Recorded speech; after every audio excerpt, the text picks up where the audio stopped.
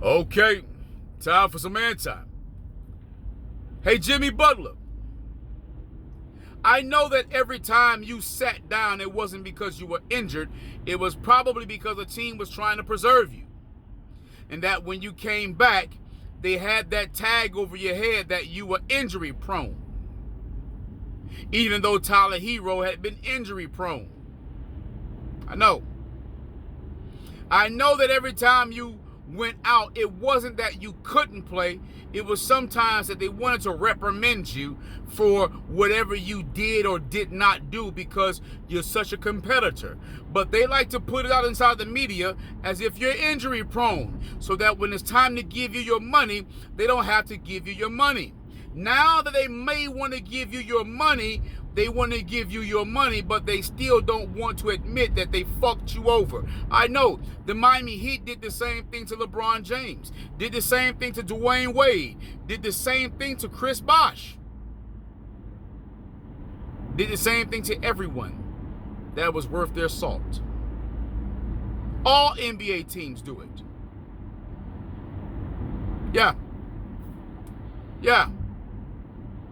You may be able to come back from an injury, but because you don't have games that you necessarily have to win, they tell you to stay down so you can try to keep rehabbing and stay fresh and healthy for a playoff push.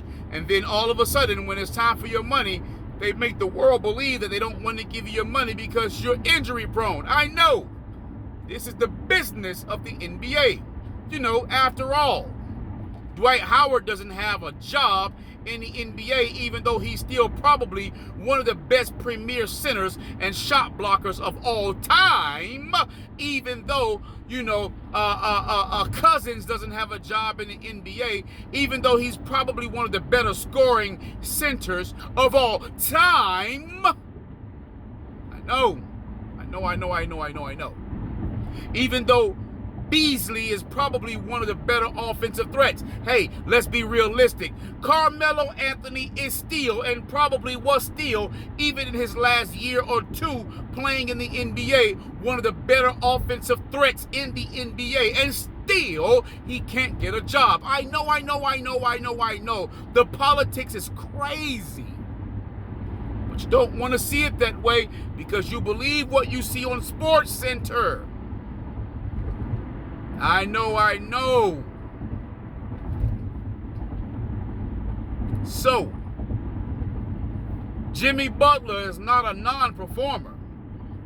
Because when he comes back for your playoff pushes, your playoff runs, and he takes you to the Eastern Conference Finals and to the finals, you wouldn't have got there without him. So, Pat Riley, you may want to pay the man a little more than what you really owed him. You may want to pay the man a little more than what you like to pay the man. And you might want to kiss a little ass, because I don't blame him for not wanting to deal with you, since you ran LeBron James away for some fucking cookies and not wearing Miami Heat gear. You know, the dumbest shit in the world. But what do I know? I'm just a spectating fan that actually wanted to support the team. So until next time, man time.